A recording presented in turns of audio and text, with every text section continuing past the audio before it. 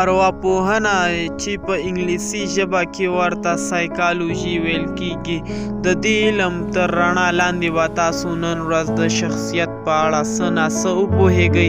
نو هیله ده چې ویډیو تر پایه وګورئ او زموږ چینل درسره سبسکرایب کړئ. روانپوهنه یا په منل شوي اصطلاح کې ارواپوهنه د انساني کړو وړو عادتونو، رفتار او نورو مسایلو ترڅنګ د انسان د شخصیت په اړه هم بېلابېل تیوري وړاندې کوي. د هر انسان د یو جدا او ځانګړي شخصیت لرونکی وي. په دې ویډیو کې به تاسو د خپل ځان او خپل شخصیت په اړه څه ناڅه قضاوت وکړای شئ. شخصیت یعنی پرسنالټي د روانپوهنې له مخې د انسان د کړو وړو هغه ټولګه چې د یو انسان حیثیت او مقام ټاکي شخصیت یعنی پرسنالټي بلل کیږي. په دې معنی چې یو انسان کوم خویونه لري او د همدې خویونو په رڼا کې خلک ورته په کوم نظر ګوري. همدارنګه د دې په اړه چې د عادتونو دا ټولګه به انسان په خپل ژوند کې څومره بریالی یا ناکام ثابت کړي د همدې شخصیتي خویونو له مخې اټکل کیږي. شخصیت ډېر ډولونه لري، خو په دې ویډیو کې به تاسو د شخصیت یو څو مهم ټایپونه وپېژنئ چې عبارت دي له: نمبر اول، حسي وګړي یعنی سینسي. د دې ډلګۍ وګړي یوازې حال ته پام کوي او د راتلونکي په اړه چندان غوږ نه ګروي.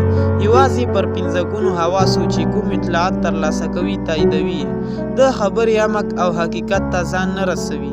دوی په دې حال کې لږ څه خوښ خلک وي. همدارنګه د کارونو له تکرار څخه نه ستړي کېږي. نمبر دوهم، درونګرا یعنی انټروورژن. د دې ډلګۍ خلک همیشه هڅه کوي چې یوازې اوسي. دوی له شور او غالمغاله لرېوالی خوښوي. د راتلونکو په اړه ډېر فکرمن وي چې له همدې کبله اکثره اندېښمن او خفه وي. د دې ډلې بله ځانګړنه دا ده چې په اسانۍ چاته راز نه وایي او ډېر کم ملګري لري. له دې ټولو خویونو سره سره یو ښه اورېدونکی هم وي، مګر کله ناکله د راتلونکي په اړه اندېښنه ترې دا ښه ځانګړنه اخلي. دوی رسمي دندې نه خوښوي، هڅه کوي چې خپل شخصي کاروبار ولري او آرام اوسي. نمبر دریم، بیرونګرا یا ایکسټروورژن. دا ډول خلک پراخې اړیکې لري. په ټولنه کې له عادي کس څخه نیولې تر لویو خلکو ټول پیژني او هڅه کوي اړیکې ورسره ولري. همدارنګه خپل رازونه او ستونزې نورو ته وایي. کوښښ کوي چې نورو له ستونزو هم خبر شي. د بیرونګرایانو بله ځانګړنه دا ده چې ډېر غږیږي او لږ اوري. خوښوي چې نور خلک یې خبرو ته غوږ کېږدي. همدارنګه ډېرې غلطۍ ترې کېږي ځکه چې دوی د هر کار لپاره چټک اقدام کوي.